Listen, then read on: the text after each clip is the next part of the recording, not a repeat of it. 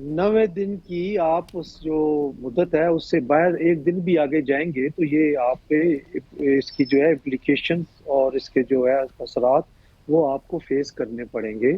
और जहाँ तक हमारा ताल्लुक है, हम 5 तारीख को all Pakistan lawyers representative conference बुला रहे हैं पाकिस्तान बार काउंसिल में।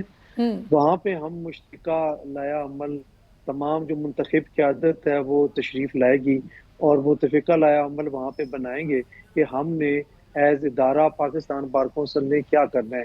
उसकी वजह ये है कि जो मुझे लग रहा है अब कि ये सुप्रीम कोर्ट ऑफ पाकिस्तान में ही मामला जाएगा, ये अदरवाइज ये सेटल होने वाला नहीं है।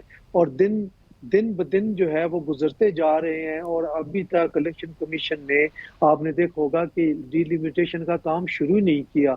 अभी वो मशावरत कर रहे हैं पॉलिटिकल पार्टीज के साथ। ठीक है, मशावरत अच्छी बात है, करनी चाहिए, लेकिन साइड बाय साइड आप डिलिमिटेशन जारी रखें। टाइम हम्म। क्यों वेस्ट किया जा रहा है, मुझे तो समझ हम्म। नहीं आ रही।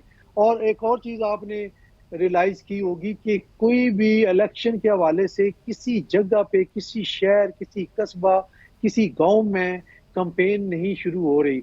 और तमाम जो पॉलिटिशियंस हैं या कैंडिडेट्स हैं मुतवक्को, वो गोमगू का शिकार है और उनको कोई समझ नहीं आ रही कि how to start with campaign. तो ये सारी सूरत हाल आपके सामने है। मुझे भी नहीं लग रहा कि इलेक्शन कमीशन, और अगर डिलिमिटेशन वाले पॉइंट को लेना है तो फिर मामलात अदालतों में जाएंगे, उनके चैलेंज होंगे इलेक्शन कमीशन में, हाई कोर्ट में, सुप्रीम कोर्ट ऑफ हम्म। पाकिस्तान में। तो ये तो 6 या 8 महीने से पहले होने का इम्कान नजर नहीं आ रहा।